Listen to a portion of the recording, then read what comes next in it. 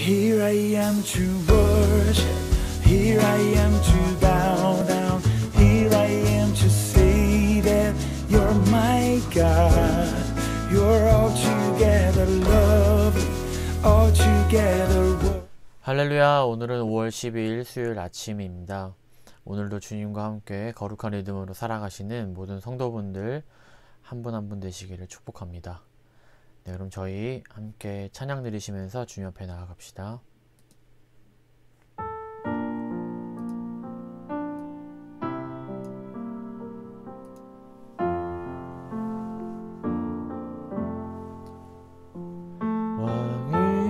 왕이신 나의 하나님, 내가 주를 높이고 영원히 주의 이름을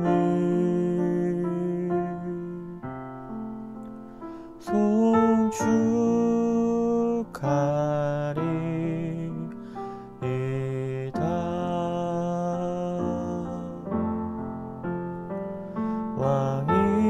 왕이신 나의 하나님, 내가 주를 높이고 영원히 주의 이름을 송축하리이다.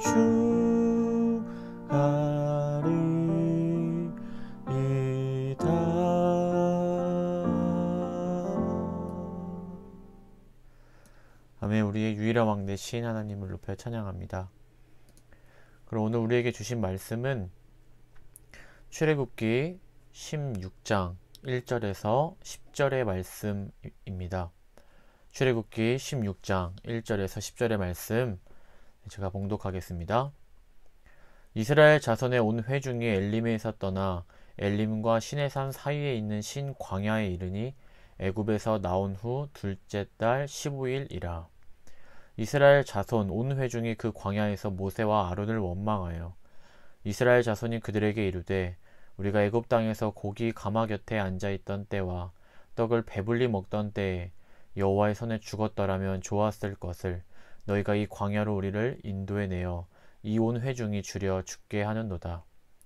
그때 여호와께서 모세에게 이르시되 보라, 내가 너희를 위하여 하늘에서 양식을 비같이 내리리니 백성이 나가서 일용할 것을 날마다 거둘 것이라.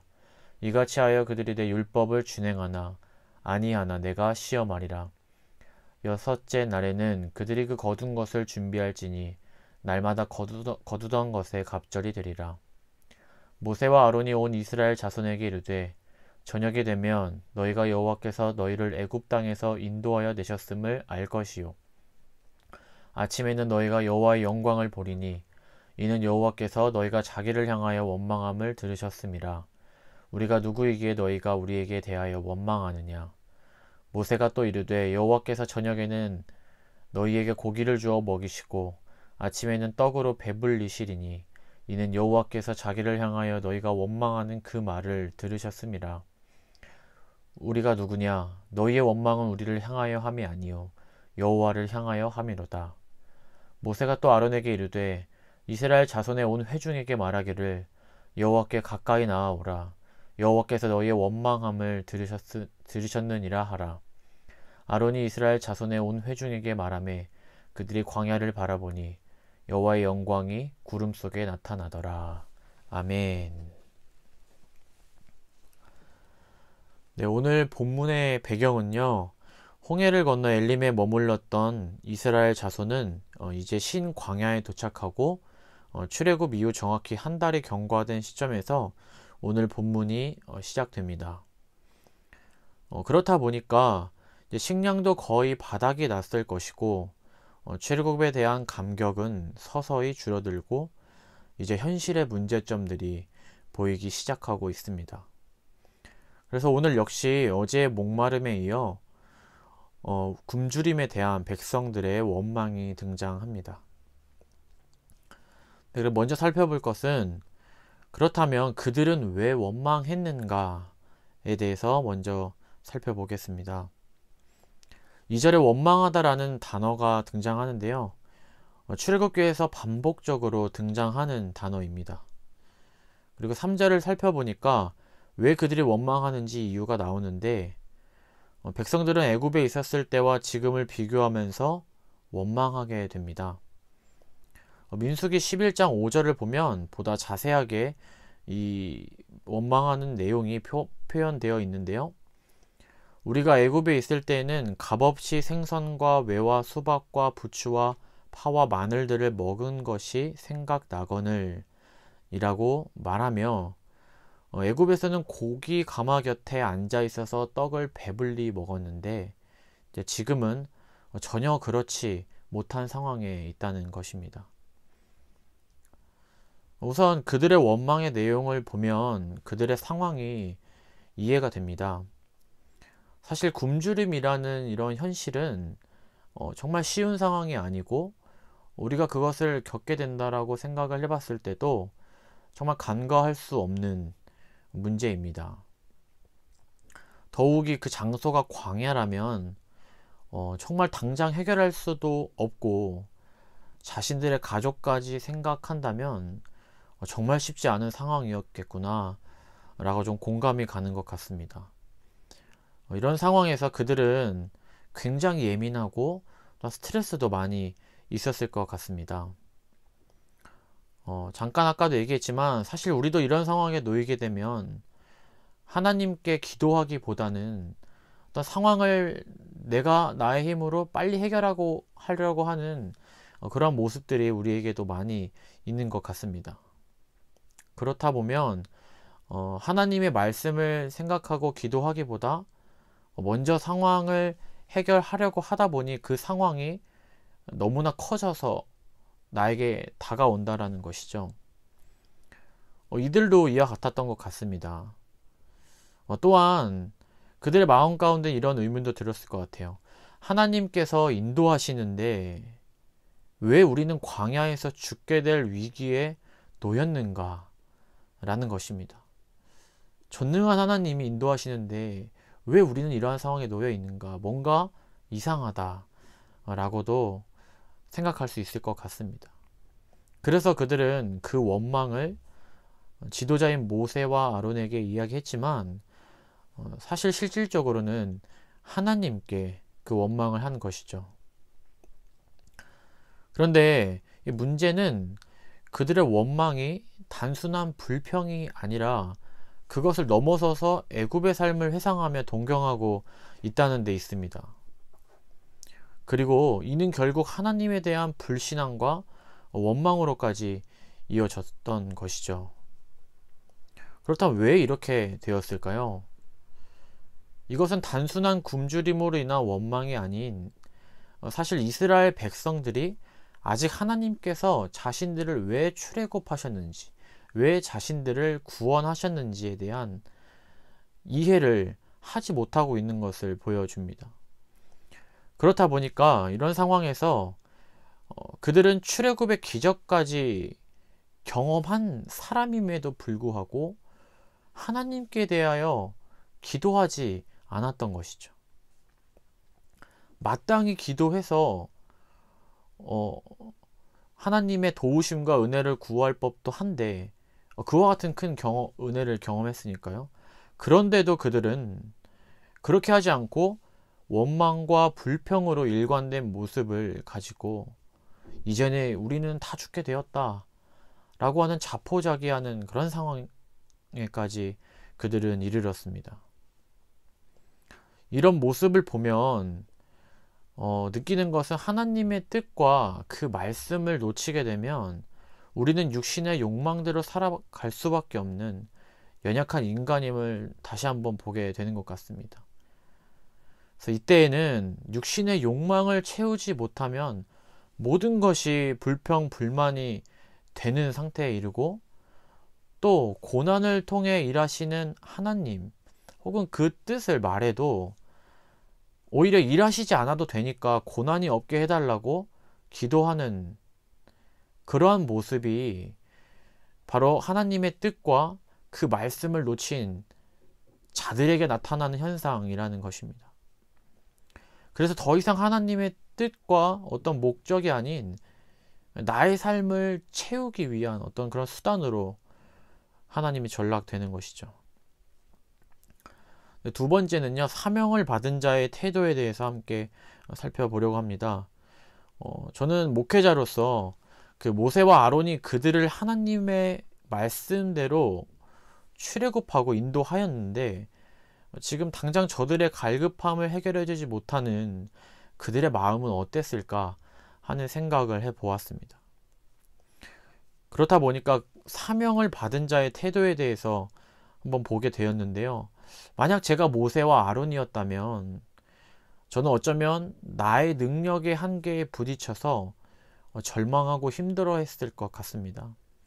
물론 어떻게든 해보려고 계속 노력하고 했겠지만 만약 그런 노력 가운데도 이것이 해결되지 않는다면 정말 내려놓고 싶다라는 마음이 저에게는 들었을 것 같습니다.